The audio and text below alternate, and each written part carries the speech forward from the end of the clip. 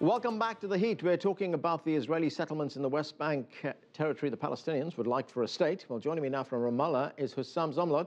He is the Executive Deputy Commissioner of the Fatah Commission for International Affairs. Husam, welcome to the show. Thank you for having me.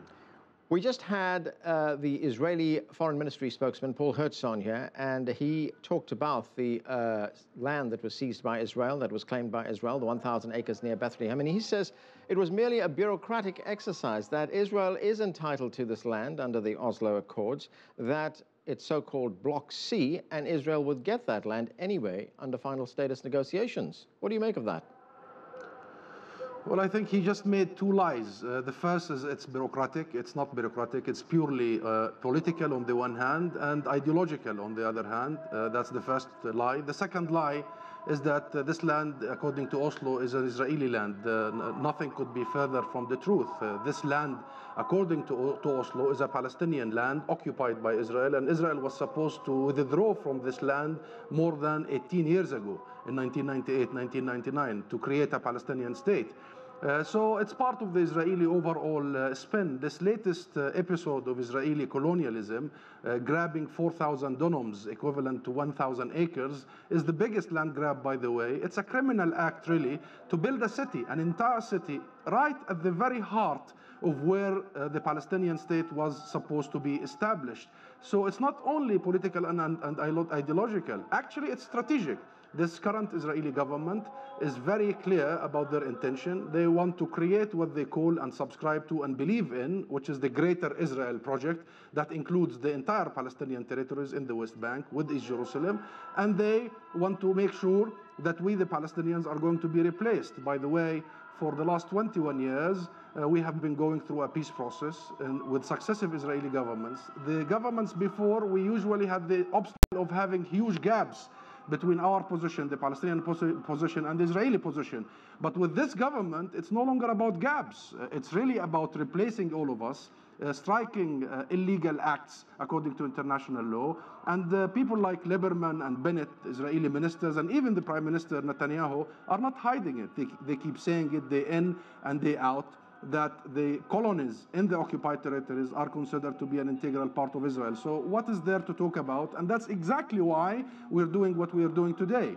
We are putting an end to two things that have really brought upon us many disadvantages. The first is this open-ended Oslo agreements that has enabled Israel to cover up for its theft and its steal of the land for all these years.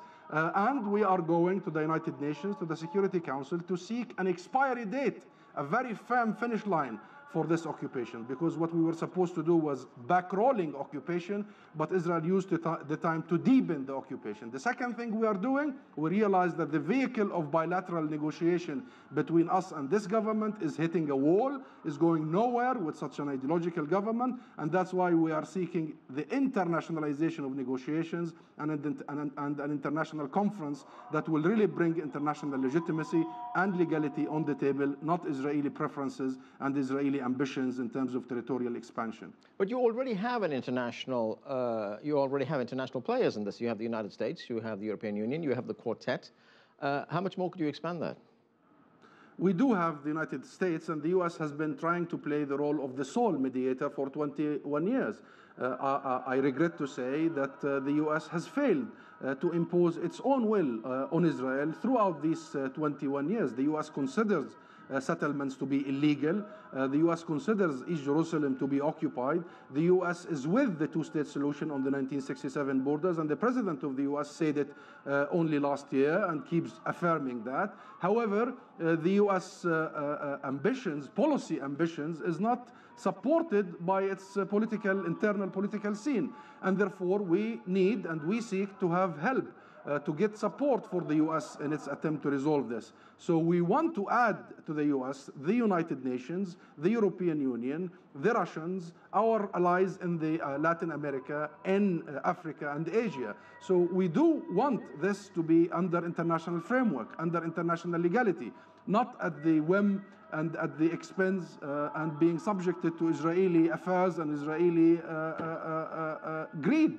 Really, it's very obvious to us that if we are left to a bilateral process sponsored by the US, we are going to live again another 21 years when there will be nothing left to talk about. So we are putting an end to this. We are ending.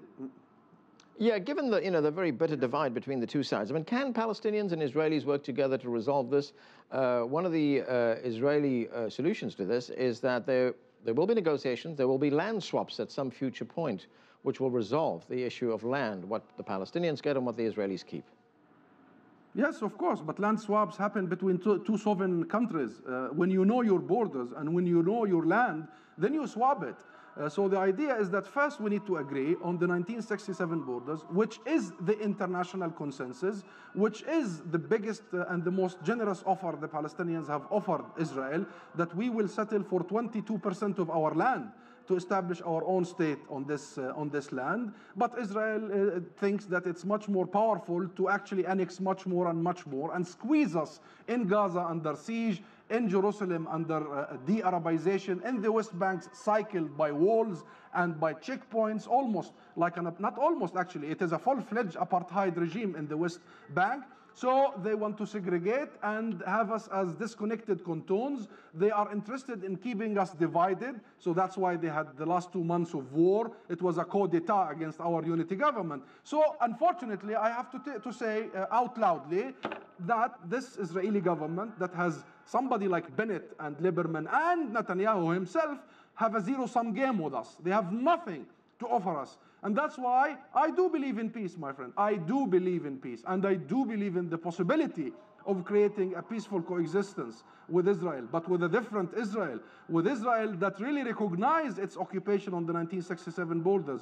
With Israel that backrolls its occupation, not deepens its occupation.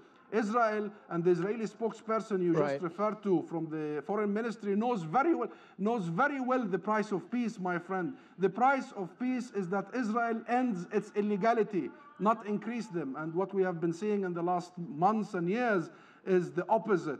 And this is a time when we have Palestinians to stand very firm. Very firm and put an end to Israel's game of deceit. It has been a game of deceit all along. Okay, you talk about peaceful coexistence with Israel. Do you think that is still possible in a two-state solution, given that there are now something like 500,000 Israelis who live in the West Bank, that a lot of Palestinian land has been occupied by Israelis? Is there still a possibility there could be a two-state solution? I hope so, and I work for that. And our PLO, the Palestine Liberation Organization, our leadership believe that this is the only possible solution. And they further believed for the last 21 years is negotiations and non-violence to be the only solution. And you know what President Abbas has offered, and you know the history. But however, when you are faced with your opponent, your enemy, that is not heeding your calls, then you stop and you divert. You go into another direction to seek and to attain the same goal. Yes, we want a two-state solution. Yes, we want an end to Israel's occupation of the 1967 borders. Yes, we want a fair and just solution to our refugee issue.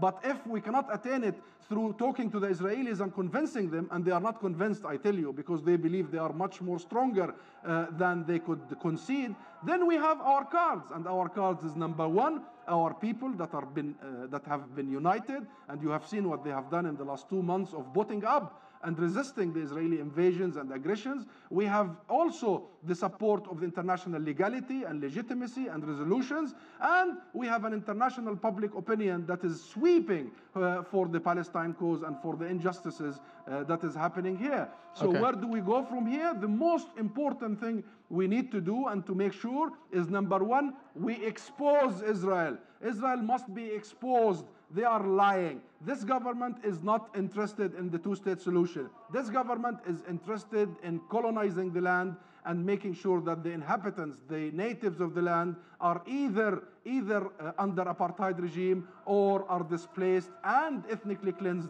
slowly out of this country. Okay, Husam, we're going to have to leave it there, sir. We've run out of time. Thank you very much for joining us. And that's it for this edition of The Heat. Tweet us your responses to CCTV_America. That's CCTV_America. I'm Anand in Washington, D.C. Thanks for being with us.